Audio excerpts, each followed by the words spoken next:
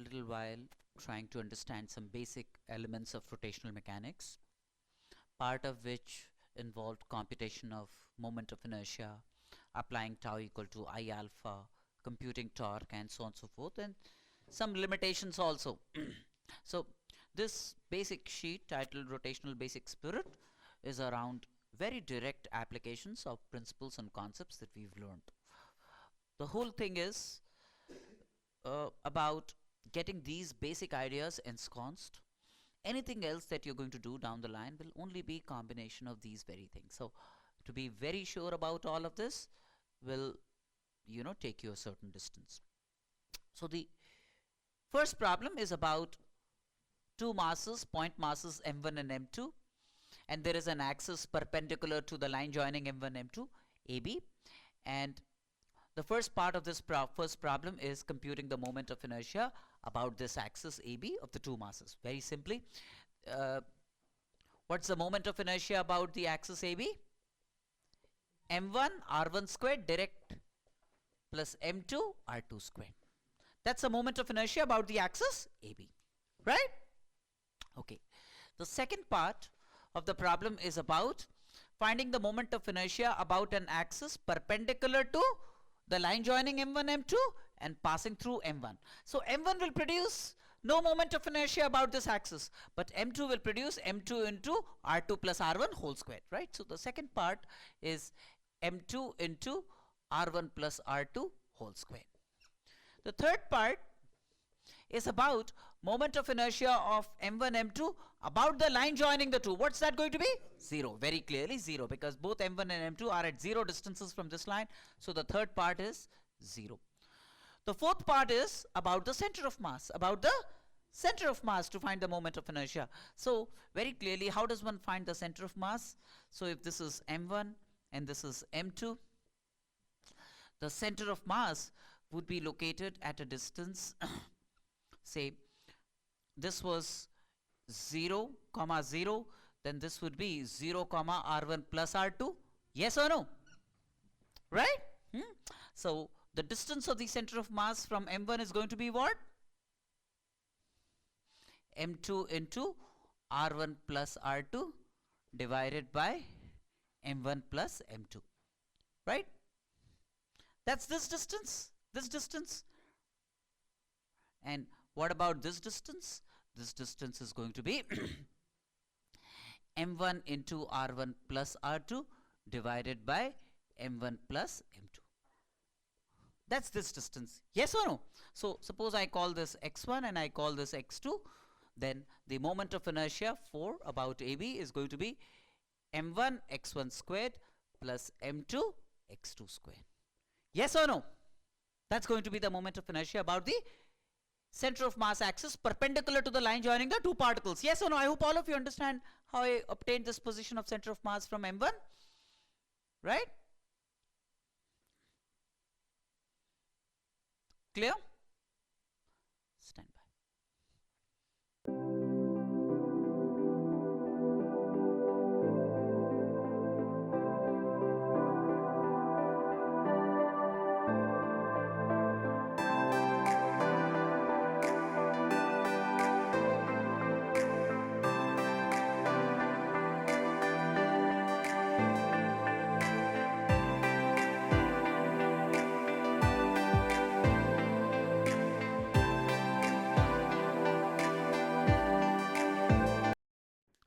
The next problem, again very direct application. 4 point masses m1, m, and m kept at the vertices of a square of side A. I want to find the moment of inertia about an axis perpendicular to this plane and passing through the center of the square. The center of the square would be intersection of the diagonals, right? Very simply, this is A. What would these be? These would be A by root 2, right? A by root 2, etc. Distances of the vertices from the center is going to be A by root 2, A by root 2, right? So then very clearly, each of these would contribute m into A by root 2 whole squared about this axis, right? So 4m into A by root 2 whole squared would be the moment of inertia about an axis passing through C and perpendicular to the plane of the square, Did you get the same thing? Right. Stand by.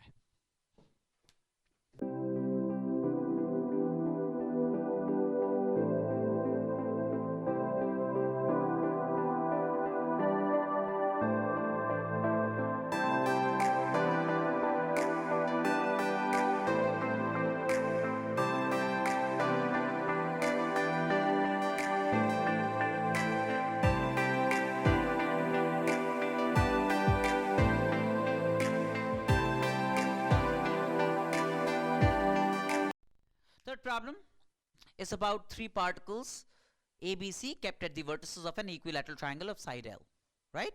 And we want to compute moments of inertia of this system of three particles about various axes. Say about the axis AX, right? Now, this is 60 degrees. This is also 60 degrees. This is very clearly 30 degrees, right? This is L. So, about this axis AX, what's the moment of inertia that A contributes? 0. B, ml squared. C, if this is L by 2, isn't it? L cos 30 degrees, L sin 30 degrees. This is L by 2. So m into L by 2 squared. That's the moment of inertia about this axis AX, right? That's the first part of the problem.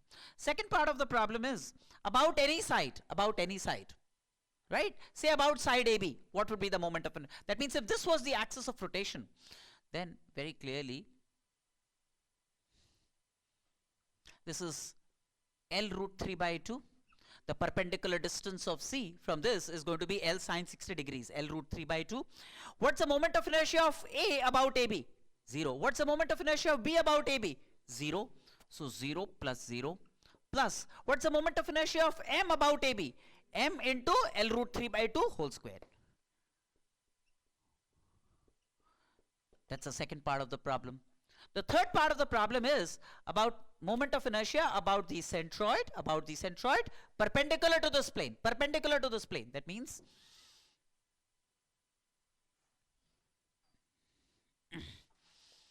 M. Very clearly, if you look at the centroid, this length is L root 3 by 2.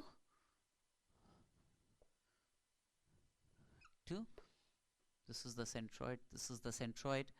What is this? This will be 2/3 of L root 3 by 2. So this length, say this is CAB. What is CG? CG is L root 3 by 2 into 2/3, right? So L by root 3. That means each of these masses, A, B and C, they are at a distance L by root 3 from the centroid. L by root 3 from the centroid. L by root 3, L by root 3, L by root 3. Right? Yes or no? So, about this axis, the moment of inertia contribution of this is going to be m into L by root 3 whole squared, and 3 times that, because each of these would contribute the same. So the third part of the problem is m into L by root 3 whole squared, 3 times this, each of the masses. Yes or no? Right? Very simple. Stand by.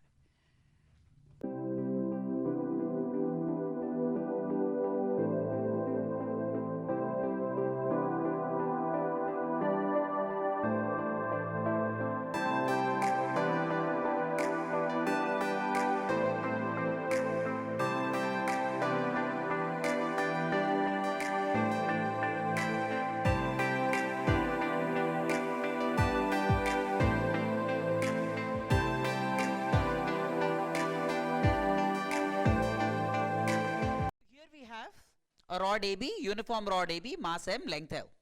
And these are 4 axes. There is an axis 1 passing through A and perpendicular to the rod. What would be the moment of inertia about 1? 1/3 ml squared. Yes or no? 1/3 ml squared. Right? Second, about 2. 1/12 ml squared. These are standard results. About 3. About 3, moment of inertia is going to be 0. About 4. md squared. This distance is given to be d.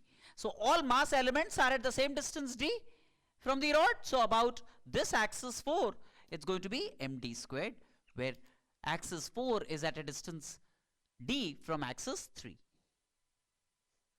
As simple as this, right? Stand by.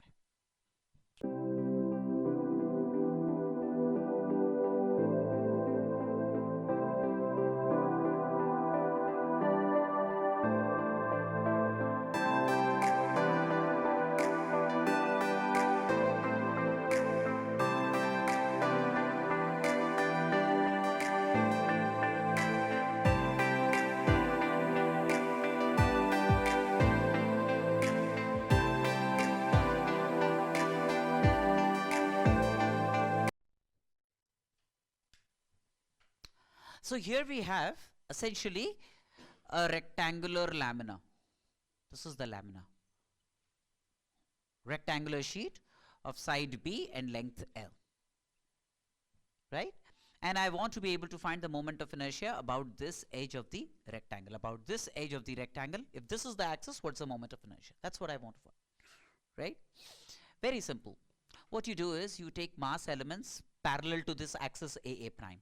So this is a mass element. This is a mass element, right? At a distance x, and of thickness dx. And of thickness dx, right? So now, what is this mass equal to?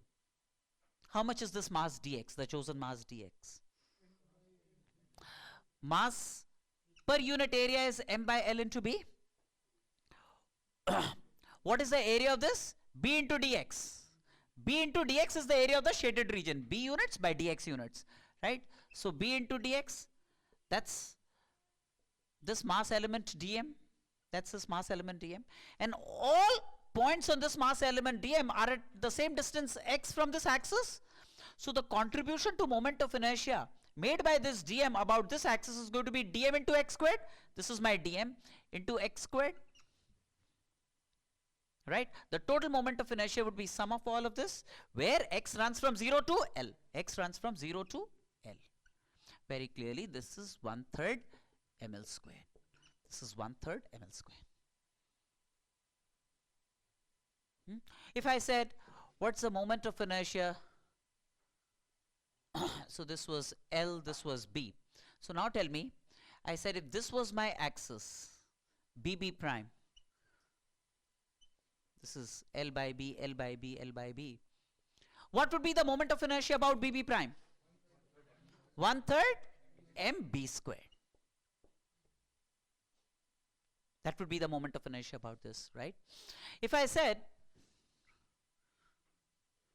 this was my B by L,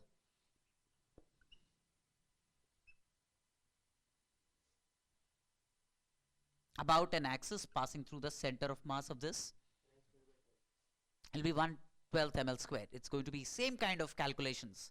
What you do is you take mass elements like this, or you can just apply parallel axis theorem. You can simply apply parallel axis theorem. How do you do that? I about AA prime, which we have computed, is going to be I about this center of mass axis, right? I'm going to apply parallel axis theorem between this axis and this axis. I about the center of mass axis plus m into L by 2 whole squared, right? This distance between the two axes is L by 2. So very clearly ICM is going to be I about AA prime, which is 1/3 ml squared minus 1/4 ml squared, which is 1/12 ml squared. About this. So about this is going to be 1/12 ml squared. But if I said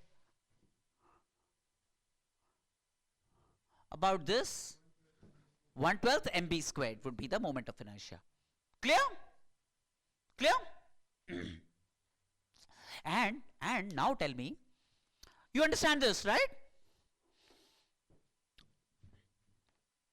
Can I wipe this off? Have you registered all of this? Right? Now if I said this is a rectangular plate, L by B, right? about this, it turns out to be 1/12 ml squared, right? About this, passing through the center of mass, it turns out to be 1/12 mb squared, right, in the plane. Now tell me, what would be the moment of inertia about this axis? Right, this will be 1/12 ml squared plus b squared, right, about this axis. That means if you choose to rotate the square lamina, rectangular lamina like this, that means if this becomes the axis of rotation, then from perpendicular axis theorem, I about this axis is going to be I about this axis plus I about this axis. So I about this perpendicular axis is going to be what? 1/12 m into L squared plus b squared.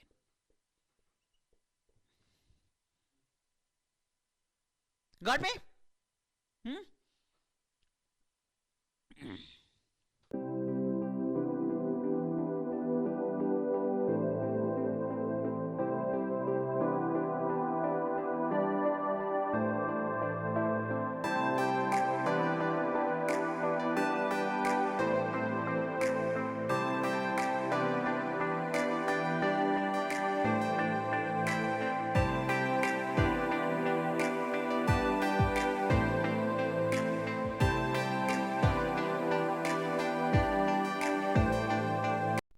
So we have rings, 3 rings. This is a semicircular ring. This is quarter of a ring, mass m, radius r. This is an arc of a ring, mass m, radius r. And I want to find the moment of inertia about an axis perpendicular to the plane and passing through the center of each of these. Very simple. Does it even matter? Does it even matter? If this is just any ring and this is some angle theta, right? I take a mass element here, dm, and about this axis, what is its contribution? Dm into r squared, dm into r squared. And the total moment of inertia would be sum of all of this. Now for all the dm's that you choose along the ring, r is the same, right? So r will come out, r squared, and then we have sum of all the dm's. Sum of all the dm's would be the mass of the ring. So that's simply going to be mass into r squared. So for each of these cases, it's mass into r squared, the moment of inertia. Clear now? Certain about whatever I'm saying? Right? Stand by.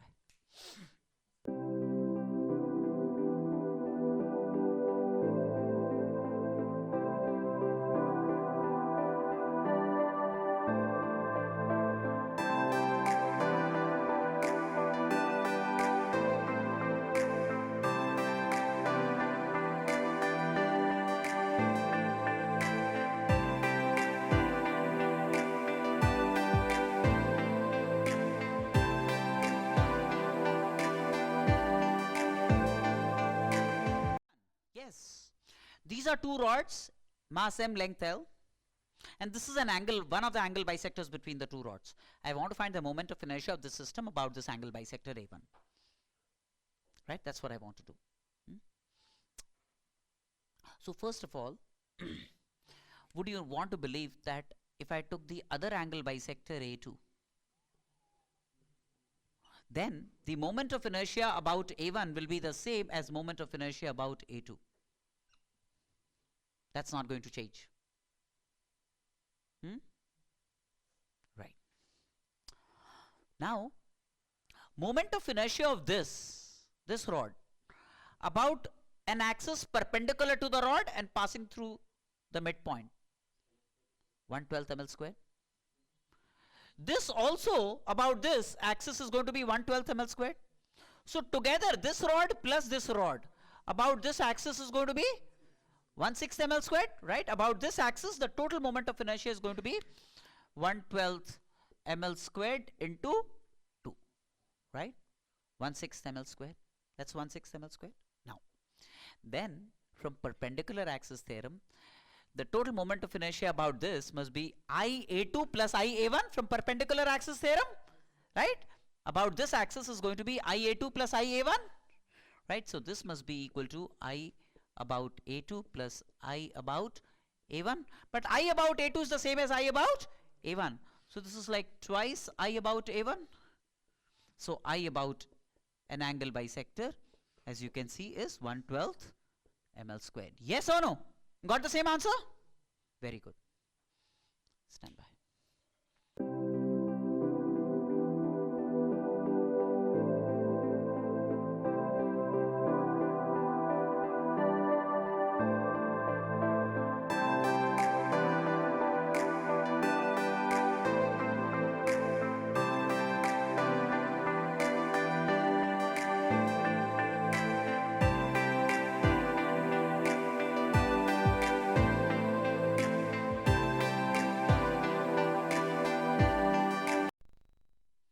So this is a square A by A. Problem 9 is a square lamina A by A.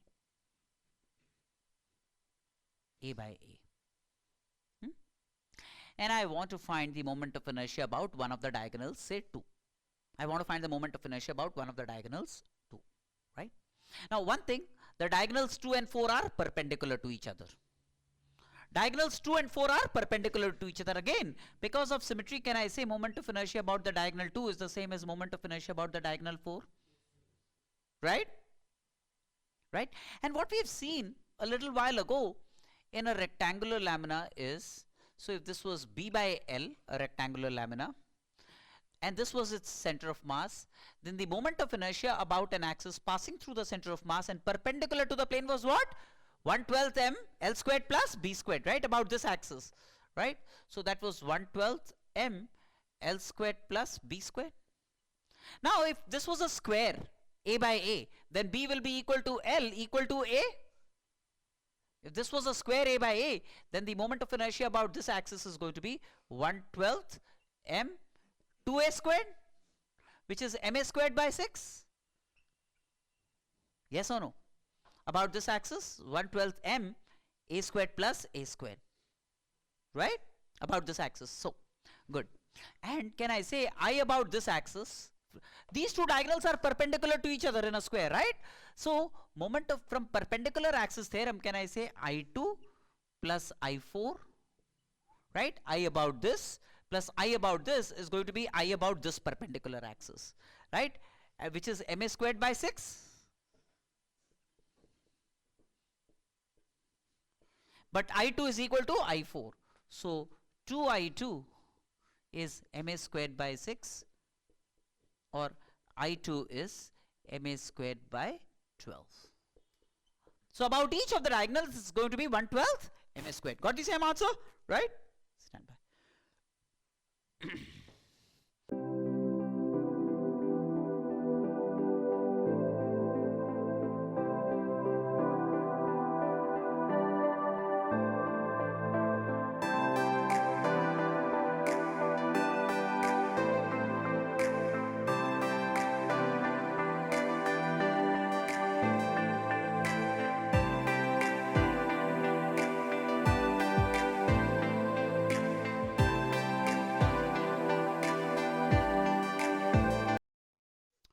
So the 10th problem is about an irregular shaped object, and there are these two parallel axes, axis 1 and axis 2, and it's given that the moment of inertia of this irregular body about this axis is I1 and about this axis is I2, and these two axes are at a distance A and B from the center of mass. That means now if I look at a center of mass axis parallel to the two, then one axis would be A units from the parallel center of mass axis, the other one would be B units from the parallel center of mass axis.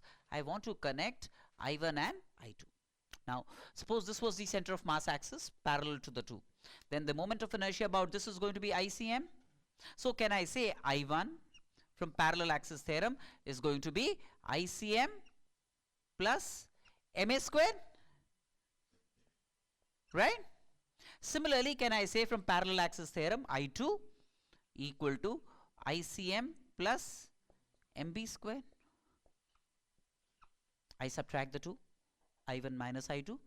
I1 minus I2 is MA squared minus B squared. That's the relationship between I1 and I2. That's a relationship between I1 and I2.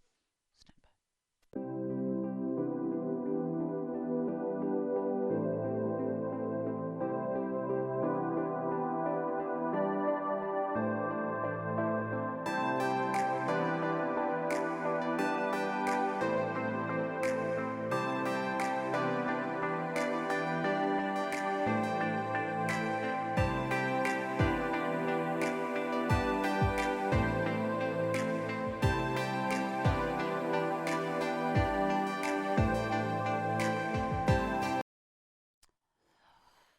So the next one is about a solid cylinder, mass m, radius r, and we look at an axis that lies along the surface of the cylinder parallel to its axis of symmetry, and we want to find moment of inertia about AA prime.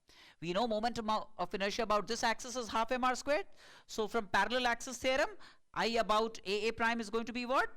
Half mr squared plus mr squared, isn't it? Distance between the two axes. So that's going to be 3 by 2 mr squared. Stand by.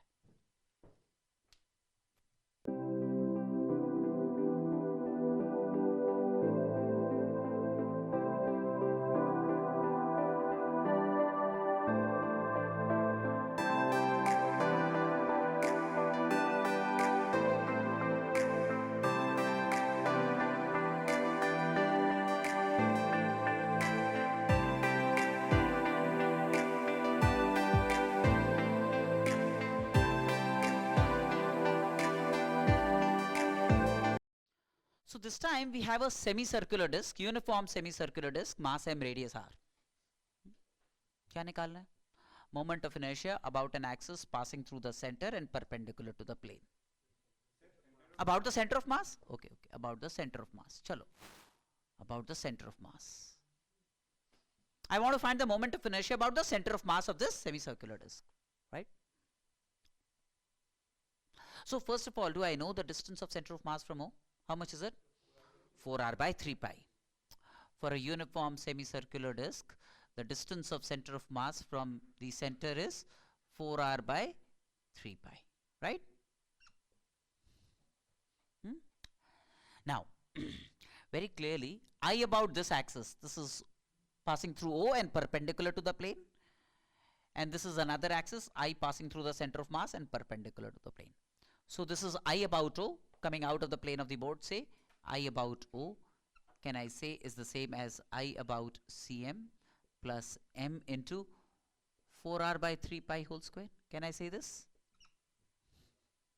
So now to find I about Cm, I should know I about O, right? How do I find I about O for a semicircular disc?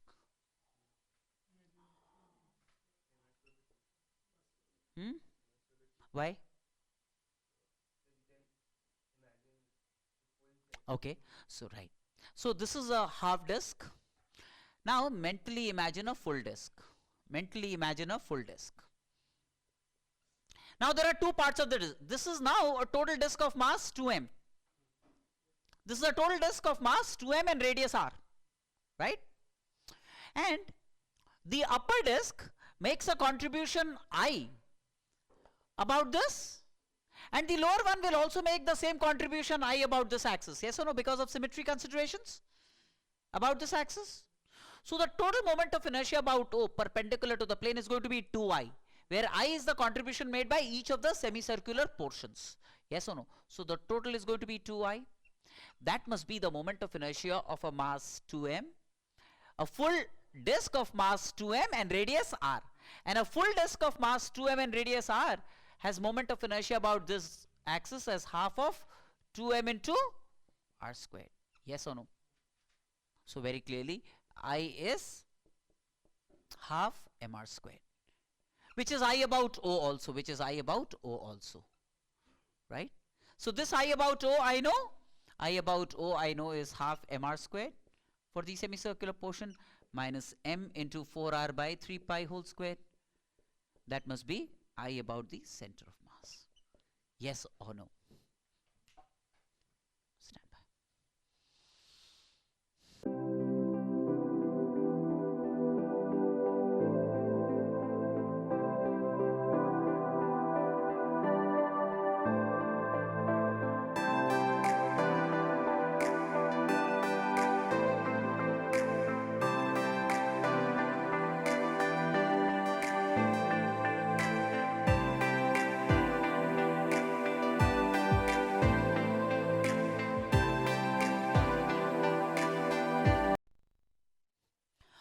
So problem 13 is about two rods, mass m, length L, mass m, length L, joined at this point. For this combination, I want to find the moment of inertia about an axis passing through P, this end, and perpendicular to the plane of the L. Perpendicular to the plane of the L. This is what I want to be able to do. You know what I'm saying? Okay. So, first of all, let me call this rod 1 and let me call this rod 2. What is the moment of inertia contribution of rod 1 about P perpendicular to the plane? 1/3 ml squared, right? So, rod 1 makes a contribution 1/3 ml squared about this axis, right? Now, rod 2. Look at rod 2. This is the center of mass of rod 2, right? Now, do I have moment of inertia about the center of mass and perpendicular to the rod 2? What is it? 1/12 ml square, right? About this axis, I know for this rod 2, I of rod 2 about its center of mass, is going to be 1/12 ml square. Yes or no? Now, what is this? So, I know I about this. I want to find I about this for rod 2. What am I going to do? Parallel axis theorem. Achha, this length is L. This length is L by 2. So, L squared plus L squared by 4. 5L squared by 4.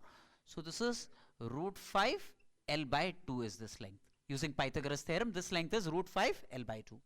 So, then moment of inertia contribution by 2 at P from parallel axis theorem is going to be, this is 1/12 ml squared, right? Plus m into root 5 L by 2 whole square.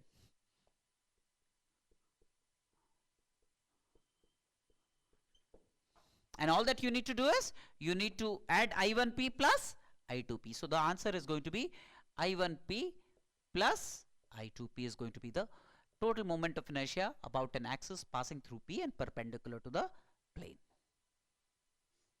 Right?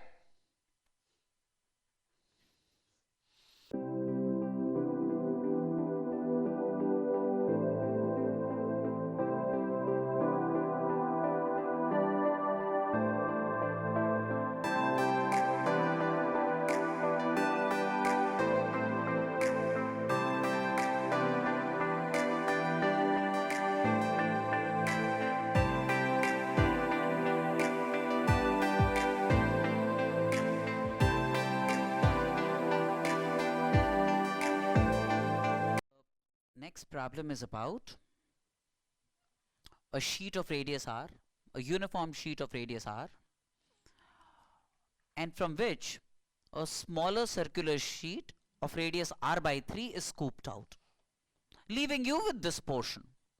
And the portion remaining after scooping this out has mass m. I want to find the moment of inertia of this mass, remaining mass m, about the original geometrical center, This is what I want to be able to do, right? Yes or no? Now, one thing. When you look at this whole thing, full sheet, when you look at this full sheet, and you look at the moment of inertia about O, right? Moment of inertia about O of the full sheet, when nothing was cut, was because of two things. Was because of moment of inertia of this smaller disk about O,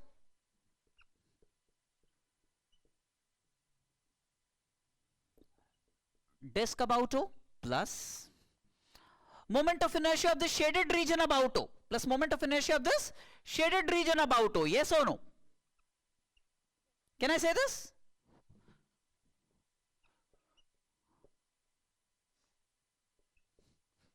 And what are we trying to find? We are trying to find the moment of inertia of the shaded region about O. Right? Now, see, the mass of this remaining portion is m. What's the area of this remaining portion? M by pi r squared minus r squared by 9 is the area of the remaining portion. Right? Pi r squared minus pi r squared by 9. Right? So, mass per unit area Whether I obtain from this or I obtain from this or I obtain from the whole thing will remain the same because it's a uniform disk. That's a mass per unit area, right? So which is like 9m by 8 pi r square is the mass per unit area of this entire region, right? So what was the mass of the full sheet?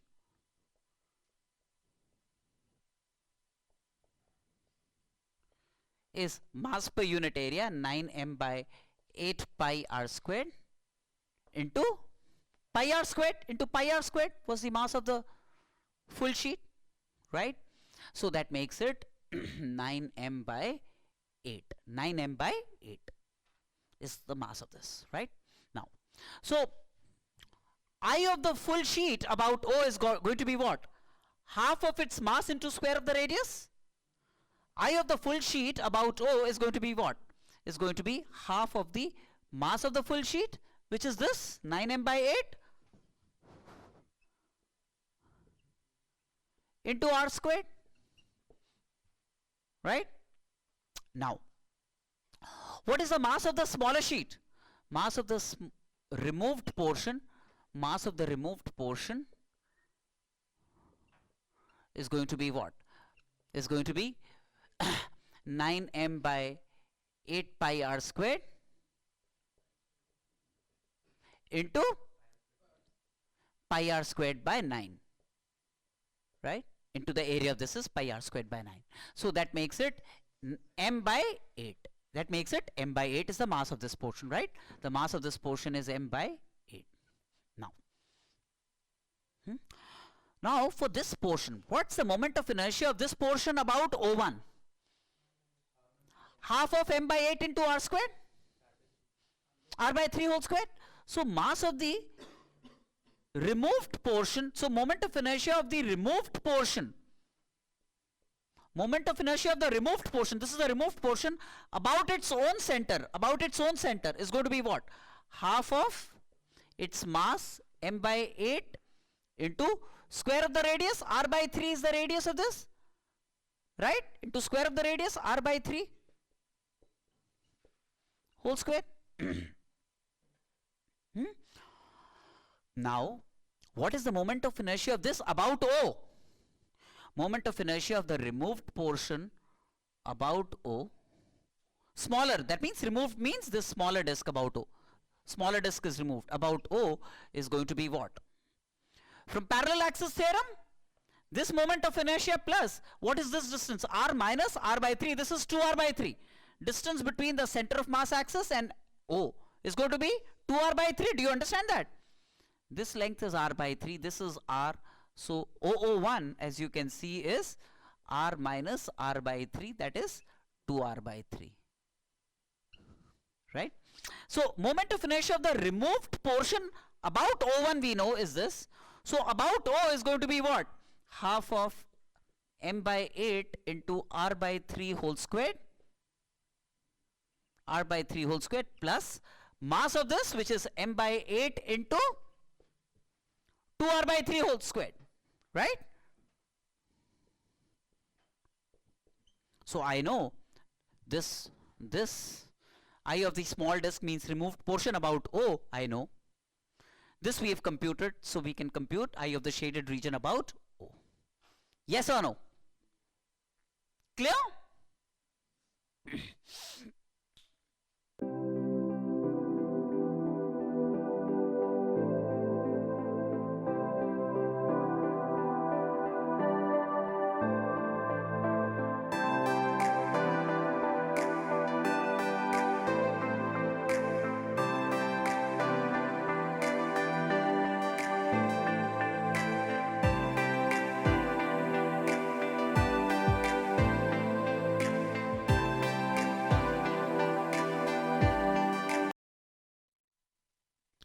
So there is a particle that falls from a point P along the line x equal to x naught.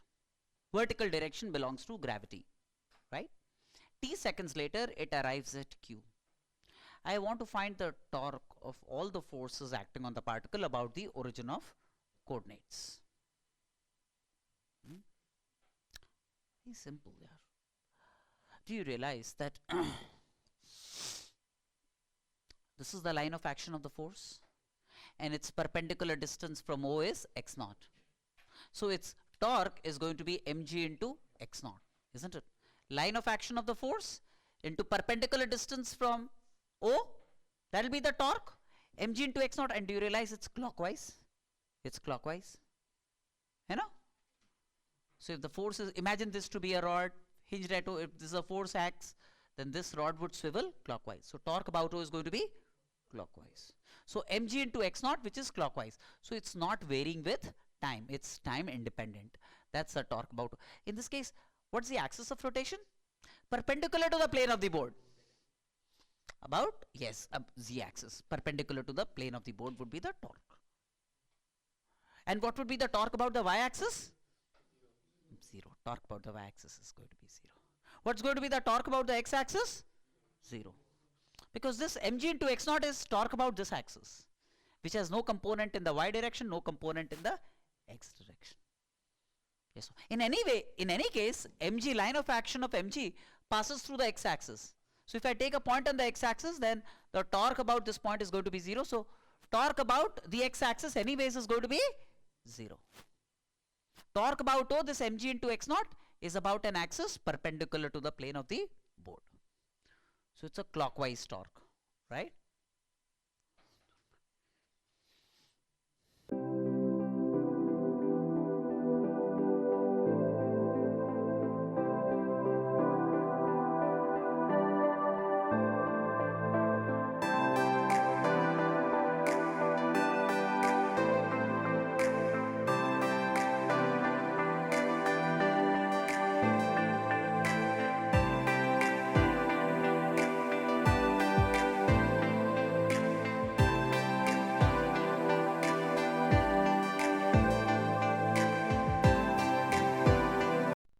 Launched with a velocity v naught at an angle theta.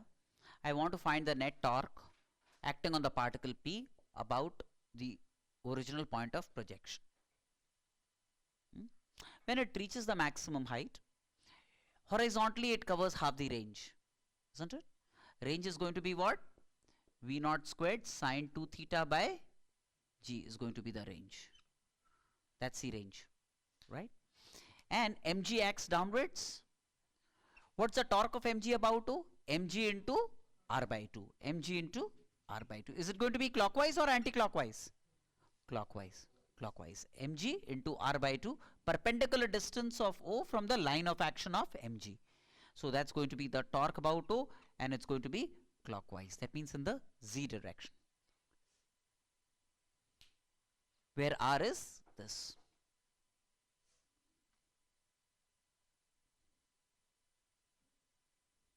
Clear?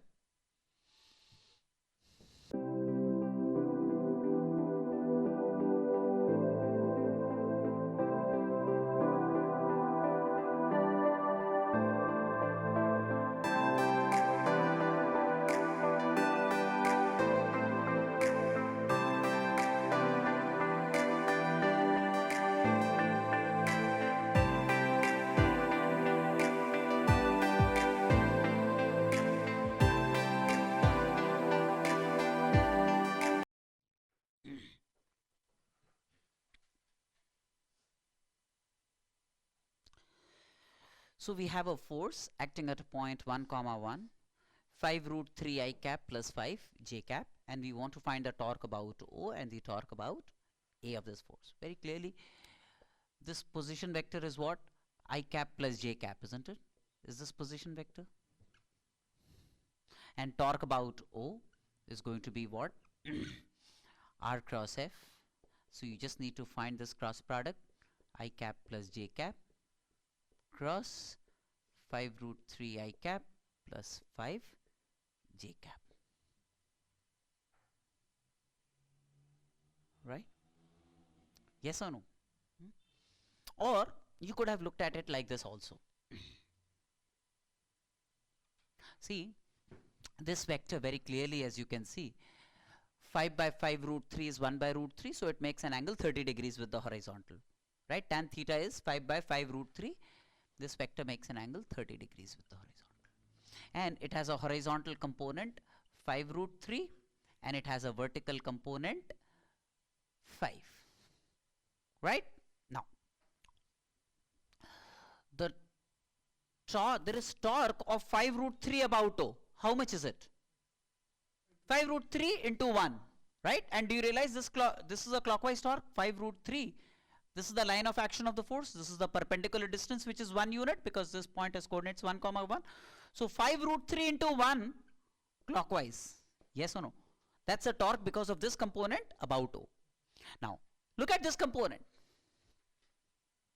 5 units. It's like this. And its perpendicular distance from O is 1. And this component produces anti-clockwise torque. So which is like minus 5 into 1. So this is the net clockwise torque. This produces clockwise torque about O. This produces anti-clockwise. So that's the net torque about O because of this force. Yes or no?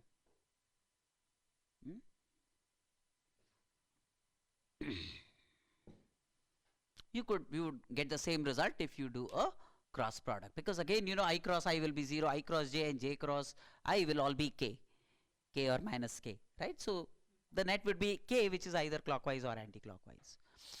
And about A, 5 root 3 produces 5 root 3 into 1 about A. And 5 produces how much torque about A? 0. 0 torque about A. Because its line of action passes through A.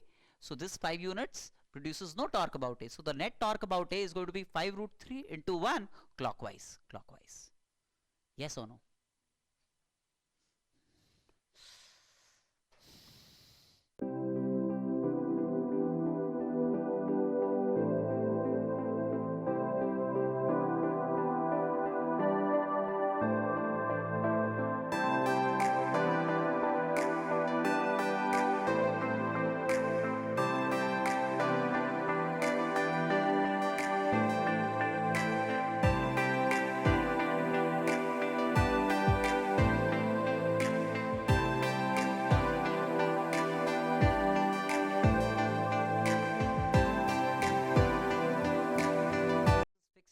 Plane, and there is a sphere of mass m, radius r, and I want to find the torque about an axis passing through this point of contact and perpendicular to this plane.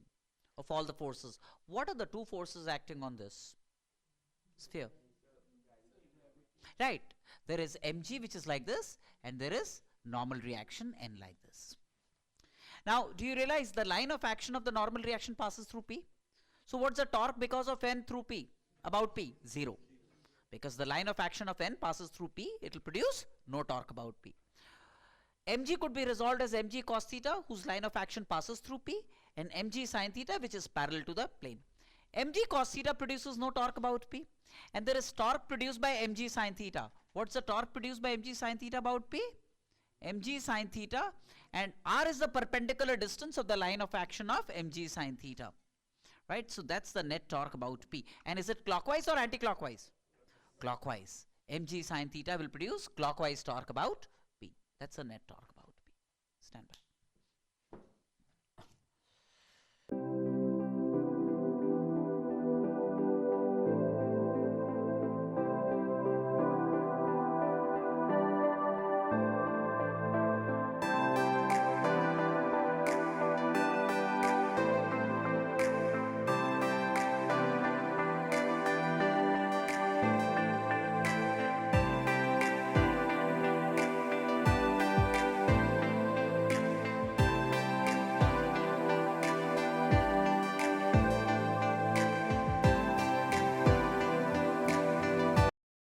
Now, so, you know, this is like a conical pendulum. This mass m moving in a circle of radius, let's say r, and length of the pendulum is L, right? I want to find the torque because, so there is tension T in the string and there is mg acting downwards. I want to find the torque of T and mg about O and O prime. That's the first part of the problem. Okay. Now, about O prime, say. What's the torque of mg about O prime? Mg into this length r. R is the radius, which is, this is L sin theta, as you can see, L sin theta, isn't it? This is L, say this is L sine theta, right? So torque of mg about O is going to be mg sine theta, L sine theta, clockwise or anti-clockwise? Anti-clockwise, right? So torque because of mg about O prime is going to be mg into L sine theta, right? Now, because of tension, hey, tension could be resolved as T sine theta, whose line of action passes through O prime, will produce no torque about O prime. And T cos theta produces how much torque? T cos theta into L sine theta, right? So torque because of tension T about O prime is going to be T cos theta into L sine theta. So first of all, you know, this was clockwise, right? Like this. No, this was anti-clockwise, anti-clockwise. And T cos theta, this is T cos theta into L sine theta, clockwise. Clockwise, right? Hey, but what's T cos theta equal to? Mg. T cos theta is mg, isn't it? Right? Net vertical force in this direction. So T cos theta I can write as mg. So mg into L sine theta. And will it be clockwise or anti-clockwise? Clockwise. T cos theta will produce clockwise torque about O prime. So this will be clockwise, right? So this first part. Okay, now this is about O prime, about O. What's the torque of tension about O? 0. Torque of tension about O is going to be 0 because the line of action of tension will pass through O, right? What is the torque of mg about O?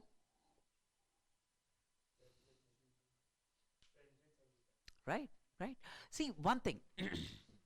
This is the line of action of mg, and its perpendicular distance from O is the same as L sine theta. So mg into L sine theta. The important thing is, see, if this is a force F in general, we can generalize this. And this is a point O in general, right? And this torque produces a certain, this force produces a certain torque about O. Now if you take any line parallel to F passing through O, then the torque about this point or torque about this point or torque about this point will be the same. So do you understand that? So this is parallel to mg. If the torque produced about O prime is mg into L sine theta, torque about this point will also be mg into L sine theta. Torque about this point will also be mg into L sine theta. Torque about this point will also be mg into L sine theta. Do you all understand this? Clear now?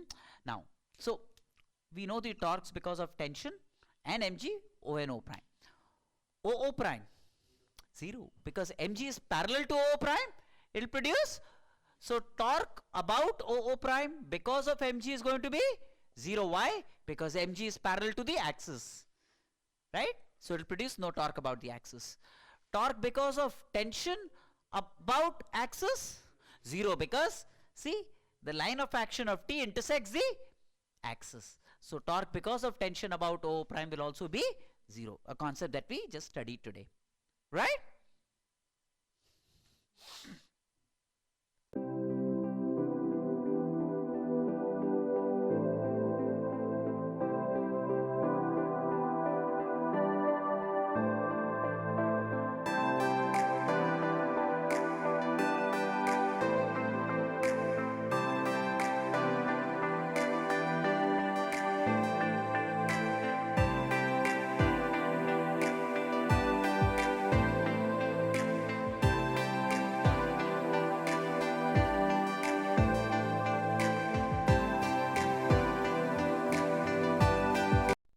Right, so refer to this inclined plane, fixed inclined plane making an angle theta with the horizontal.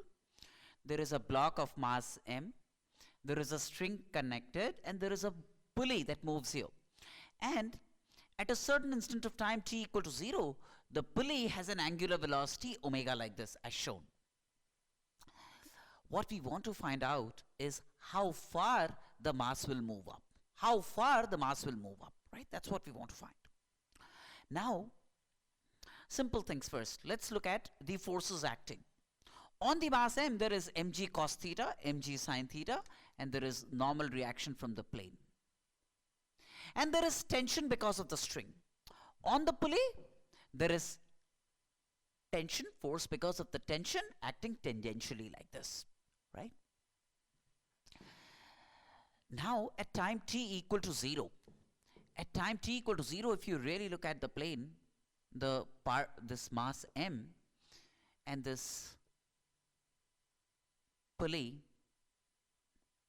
at time t equal to 0, this pulley has an angular velocity omega like this, so that it has a tangential velocity v naught equal to r omega. V naught equal to r omega is its tangential velocity, right? As shown rightward and upwards. So this mass m also at time t equal to 0, this is at time t equal to 0, has a velocity v naught equal to r omega like this at this instant of time. Now, what happens? Because of this tension, this has an angular acceleration alpha in the anti-clockwise sense, whereas the pulley is moving in the clockwise sense. So there is angular retardation essentially, right? And this mass m has a downward acceleration a. So if I have to write the equation of motion of this mass, what's the equation of motion of this mass? mg sine theta minus t equal to m into a. That's as far as the mass is concerned. So it has a retardation. It has an initial velocity which is v naught like this, and it has a downward acceleration a which tantamounts to retardation given by this equation, which will cause its upward velocity to keep decreasing, become 0, causing it to reach a maximum distance up the plane. All right? Now, the pulley side of the story, realize that there is tension T producing an anti-clockwise torque T into R, and that must be I into alpha. Now, the tangential, see, this point has an acceleration A, same as the acceleration of the mass, right? That's a string consideration. If the mass m has a downward acceleration A, this point on the pulley, topmost point, will also have an acceleration A. And the relationship between the tangential acceleration and angular acceleration is A equal to R alpha, right?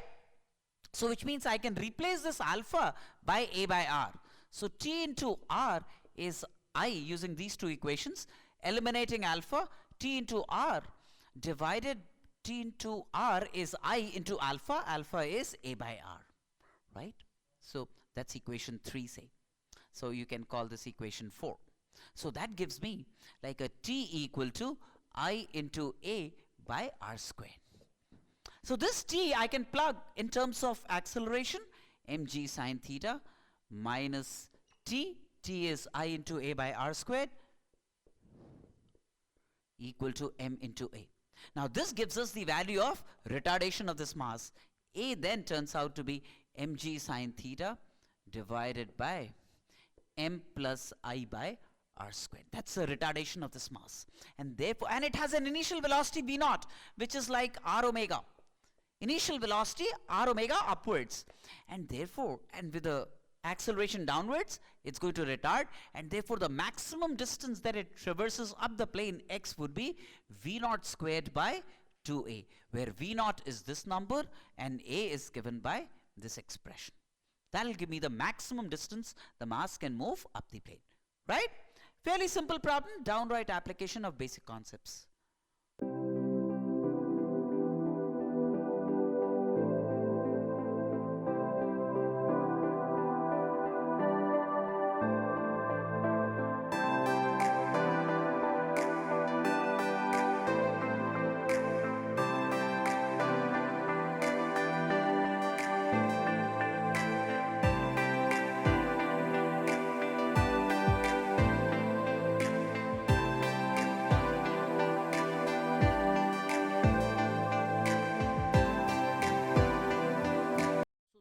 See, all along we have dealt with pulleys that were light, in which the rotation of the pulley didn't matter, right? And in those cases, the tension was the same at all points on the pulley. Tension was the same at all points on the pulley. But in situations where pulleys have mass and the pulleys can rotate and they have a moment of inertia, then the tension is not going to be the same on both sides of the pulley. Let us understand why. This tension will not be the same. First of all, let's say, for sure, acceleration of this downwards would be the same as acceleration of this upwards. That's guaranteed, right? Now, let me look at the pulley side of the story. Let me look at this point P on the pulley, for example. This point P has the same acceleration A downwards as this mass M. Yes or no? That means the tangential acceleration is A. Tangential acceleration is A. That means if there is tangential acceleration, there must be angular acceleration alpha of the pulley. There must be angular acceleration alpha of the pulley. A is then R alpha. Relationship between tangential acceleration and angular acceleration is R alpha. A is R alpha. Now, if there is alpha, there must be torque acting on the pulley. How would angular acceleration be produced? The cause of angular acceleration would be torque. Right? Now, torque about the center of mass, because this is hinged at the center. Now, if you look at this pulley, and if the tension was the same on both sides of the pulley, and you still expected the pulley to have an angular acceleration alpha like this, now can that happen? No, because realize this T produces torque which is T into R. This T also produces torque which is T into R. Do you realize the torque produced by this is T into R clockwise? The torque produced by this T is T into R anti-clockwise. They would have cancelled off. There would have been no torque and no alpha, which means tension couldn't have been the same. If you wanted alpha in the pulley, you needed non-zero torque. The only way you could have had non-zero torque is if this tension T1 was different from this tension T2. So here's a case, very contrary to all cases that we've seen earlier, where tension on both sides on the same string would be different on the two sides of the pulley. In all cases earlier, we had the same tension across the string. That was because we looked at negligible mass of the pulley, negligible I, negligible alpha, and so on and so forth. It didn't matter to us. But this time, alpha is pronounced. Mass of the pulley is respectable, right? And therefore, the tension on one side will be different from tension on the other side. Now, which means, this would be T1, this would be T2. Do you all understand why the tension would be different on both sides of the pulley? Because that's the only way it could have had a non-zero angular acceleration. That's the only way it could have had a non-zero angular acceleration. So now, alpha is like this. There is T1 acting on this. What is the equation of motion for this? mg minus T1 is ma. That's the equation of motion for this mass. Right? For this mass, there is T2 acting upwards. There is small mg acting downwards. So T2 minus mg is small m into a upwards. That's for the second mass. Yes or no? As far as the masses are concerned, this far and no further. Now the pulley side of the story. What's the torque acting on the pulley? See, this is anti-clockwise alpha. Net anti-clockwise alpha would be because of net anti-clockwise torque. So T1 into R is a anti-clockwise torque about the center of mass minus T2 into R, which was clockwise. So this is the net anti-clockwise torque. This is the net anti-clockwise torque. समझ में आया? That must be I of the pulley, which is given into angular acceleration alpha. But alpha is what? A by R. Angular acceleration is linear acceleration by R in pure rotation, right? So that gives me T1 minus T2 into R is IA by R.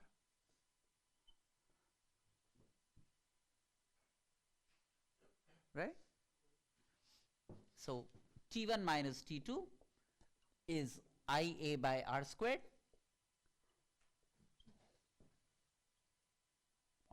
me call it 3. 3 is IA by R squared. You want to solve for A, right? So what you can do is you can take T1 from here. From here T1 is mg minus ma. From here T2 is mg plus ma. Plug in T1 and T2 here. T1 as capital Mg minus capital A and T2 as small mg plus ma, and solve for A, right? T1 can be written as capital M into G plus A, G minus A, minus T2 is M into G plus A, right? T2 sourced from here, that must be IA by R squared. And you can solve for A.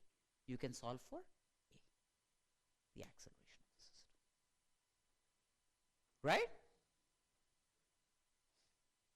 So pulleys where you take into account rotation and the mass of the pulley, you will have to look at different tensions on both sides of the pulley.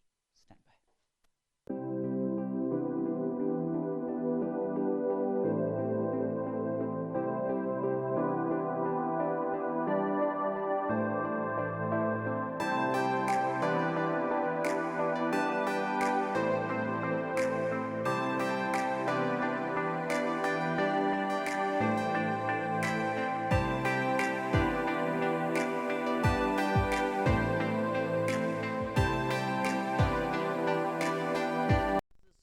Rod, mass M, length L, fixed at edge. This is my hinge, and this therefore will be my axis of rotation, perpendicular to the plane of the board.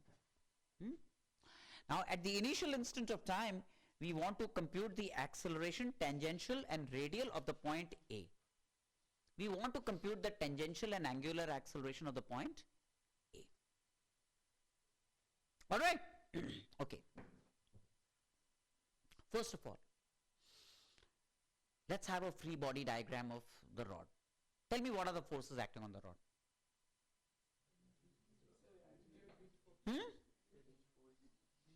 Okay, so there is a hinge force which will have, let's say, a vertical component N1. There is a hinge force and would have a horizontal component N2. That's one force acting on the rod, right? At the hinge there is going to be a force. What else? Mg. Mg.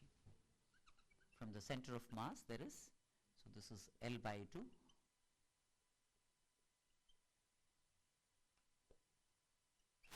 Now, if I have to compute alpha of the rod, how do I compute alpha of the rod? Tau equal to I alpha. Tau about what point? About the hinge. What is the torque because of N1 and N2 about the hinge? 0, because their line of action passed through the hinge. So N1 and N2 will produce no torque about the hinge. What's the torque of Mg about the hinge? Mg into L by 2. Clockwise or anti-clockwise? Clockwise. Clockwise torque. That must be I about the hinge. What's I about the hinge? 1/3 ml squared. Into angular acceleration alpha of the rod. So that gives me alpha equal to 3g by 2l, angular acceleration of the rod. Right? Right? Now, look at the point A. Look at the point A. The point A is moving in a circle of radius L, isn't it? The point A is moving in a circle of radius L, centered at the hinge. Right? With angular acceleration alpha, with angular acceleration alpha. So the tangential acceleration of the end A, would you not want to believe, will be L alpha, R alpha? It's moving in a circle of radius L, centered at H. Tangential acceleration is angular acceleration into the radius of the circle L. So L alpha kya ho jayega? 3g by 2. That's going to be 3g by 2, isn't it? L alpha is 3g by 2. That's the acceleration of the end A, tangential acceleration, right? Now, there is also a story about the radial acceleration of the end A. There is a radial acceleration, AR. This is my tangential acceleration. This is my tangential acceleration. There is a radial acceleration. Why should there be a radial acceleration? If it's moving in a circle of radius L, there must be centripetal acceleration, which is this radial acceleration. This radial acceleration is because of centripetal acceleration. But at this instant of time, it starts from rest. So omega is 0 of the end A. Omega is 0 at this instant of time of the end A. It's starting from rest, right? So what is my radial acceleration? Omega squared L, which is 0 at time t equal to 0. Because omega is 0 at this instant. So radial acceleration is going to be 0. Okay, now tell me at this instant of time, what would n1 and n2 be? What would n2 be? First of all, tell me what would n2 be? What does n2 do? What would n2 do? It will produce centripetal acceleration to the center of mass, right? This is the net force and its impact would be felt on the center of mass. Would provide the center of mass a radial acceleration AR prime. But again, what's the radial acceleration of the center of mass? Center of mass is also moving in a circle of radius L by 2. At this instant of time, its omega is 0. So radial acceleration of the center of mass at this instant is 0. Right? Because omega is 0. And therefore, n2 at this instant will be 0 because n2 would have given it that horizontal acceleration to the center of mass, right? The impact of force is directly felt at the center of mass. So n2 would have given acceleration to the center of mass in this direction. n1 would be impactful for acceleration in the vertical direction. Yes or no? Now, can you tell me what is the acceleration of the center of mass vertically downwards? L by 2 into alpha. It's moving in a circle of radius L by 2. So that's going to be L by 2 into alpha, L alpha by 2. So that will make it 3g by 4.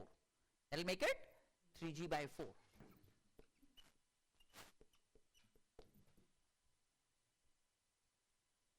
That's the vertical axis. What causes vertical acceleration of the center of mass? Net of all vertical forces, mg minus n1. mg minus n1 is m into acceleration of the center of mass in the vertical direction, which is 3 mg by 4. So n1 at this instant of time is mg by 4. And n2 is 0 at this instant. Yes or no? Do you understand this? Confused?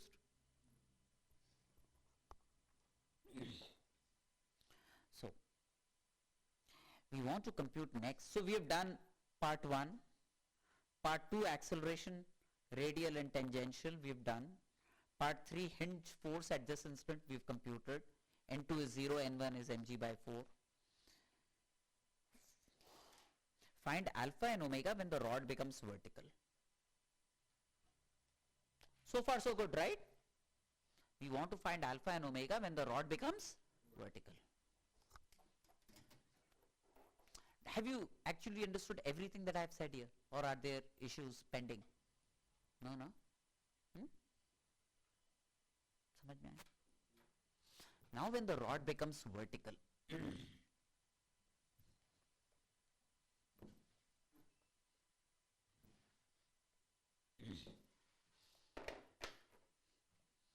so this was the original rod, hinged here. This was the end A. A moves in a circle of radius L, eventually comes to this point, A prime, right? When the rod becomes vertical, I want to be able to find the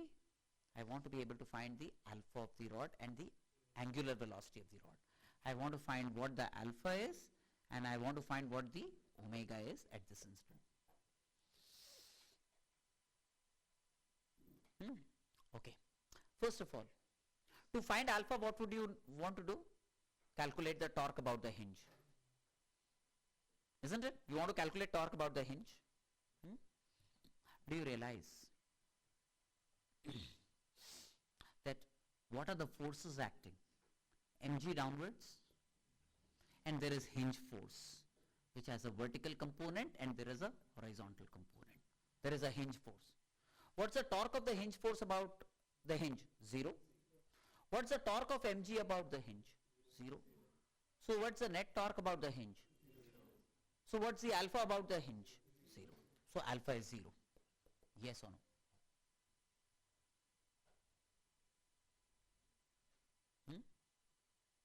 Clear? Now, mg was originally, let's say, acting through this point, center of mass, and then mg comes down here. Mg falls by what amount? L by 2. There is loss in potential energy of the system. Yes or no? How much of potential energy is lost by the system? Mg into L by 2. Yes or no? Where does it feature? Gain of kinetic energy.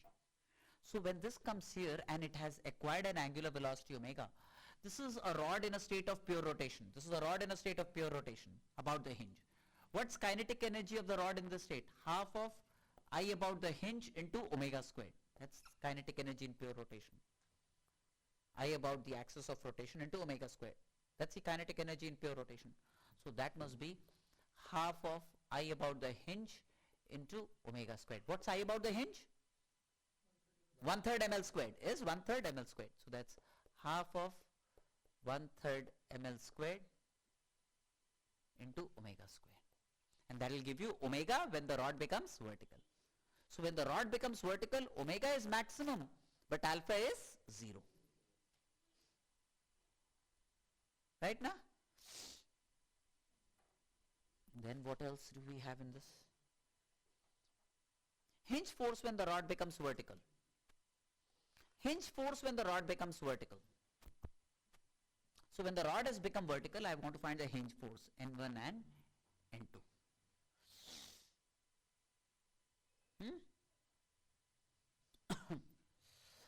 Alpha is 0. Right? Look at the center of mass. It will have tangential acceleration L by 2 alpha. This length is L by 2, R alpha, which is 0. That means N2 must be 0. N2 must be 0, yes or no? Because the net force and net acceleration in this direction of the center of mass is 0, so the net force acting on the system horizontally must be 0. Confused kya? No. Now, in the vertical direction, what is the net force acting upwards on the system? N1 minus mg. And it has an angular velocity omega. So would you not want to believe that this must be m omega squared into L by 2? Look at the center of mass perspective. N1 minus mg provides the center of mass the required centripetal force so that it can continue in a circle of radius L by 2. Omega we have computed, so we can obtain omega we have computed at this instant of time using energy principles. So we can obtain the value of N1.